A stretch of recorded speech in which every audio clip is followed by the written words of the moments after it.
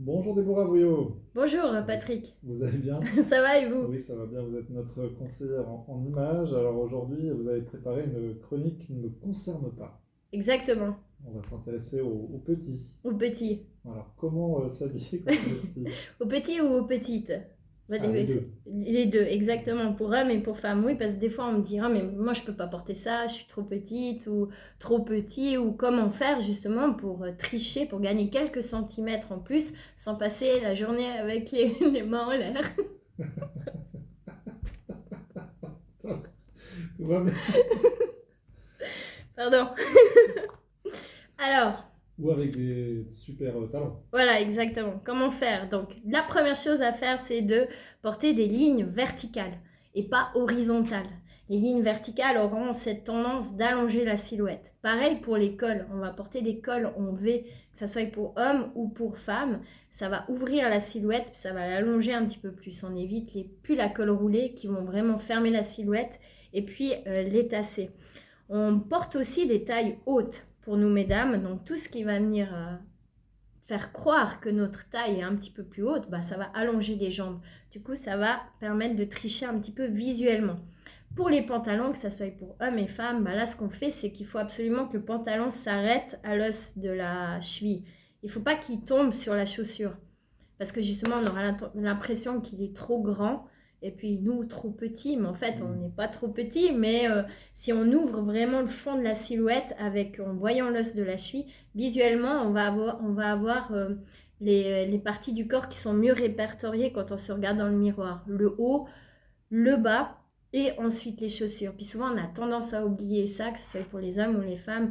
On voit souvent les pantalons avec les chaussettes et puis directement les chaussures. Du coup, il faut ouvrir là pour aérer le fond et puis faire gagner quelques centimètres. On aime les vestes courtes, je dis on parce que je suis petit, les vestes courtes, les choses qui sont cintrées aussi, parce que si on porte des choses qui sont larges, bah justement on va être noyé un petit peu dedans, donc vaut mieux que ce soit pour hommes et femmes porter du slim fit, des choses qui marquent un petit peu la taille, avec des épaulettes pour venir ouvrir la silhouette vers le haut. La coupe de cheveux, ça peut faire une différence. Donc on peut tricher, messieurs aussi, hein, on peut tricher pour essayer de gagner quelques centimètres avec les cheveux si on en a. Avec un chignon. Avec le chignon est tendance, mais un chignon, mais si vous n'avez pas de quoi faire un chignon, on peut tricher avec les chaussures par exemple. Messieurs, vous pouvez porter des chaussures un petit peu plus pointues que rondes.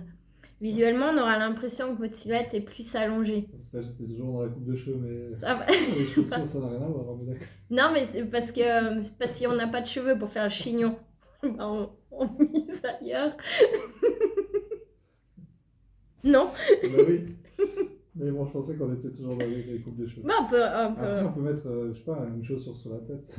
ouais. Les chapeaux, c'est tendance. Ah, bah oui. Les chapeaux. Les chapeaux pour gagner quelques centimètres. Exactement. Les chapeaux, ça c'est pas mal. Sinon, ce qu'on peut faire aussi, c'est au niveau des ceintures. Les ceintures, bah, on évite les ceintures trop larges, hein. Ça, c'est plus pour nous, mesdames. Vaut mieux, si on a une ceinture trop large puis qu'on est déjà petite, ça va justement marquer la taille à moins de place. Du coup, vaut mieux des choses fines et légères, on va dire. Pour vous, messieurs, ce qui est sympa aussi de faire, c'est de porter des gilets, de faire des superpositions en fait. Au lieu de porter un pull long, il faut que votre pull il s'arrête à l'os de la hanche. Comme ça, on aura l'impression que le haut, il est bien démarqué du bas.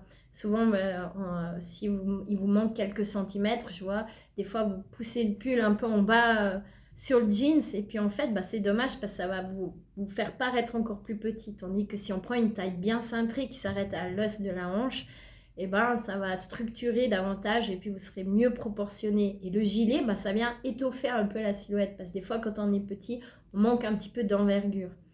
Par contre, si on est petit puis qu'on est rond, le gilet, ça peut être aussi une bonne tendance parce qu'il va venir structurer votre silhouette et lui apporter un petit peu plus de carré vers le haut. Du coup, c'est sympa.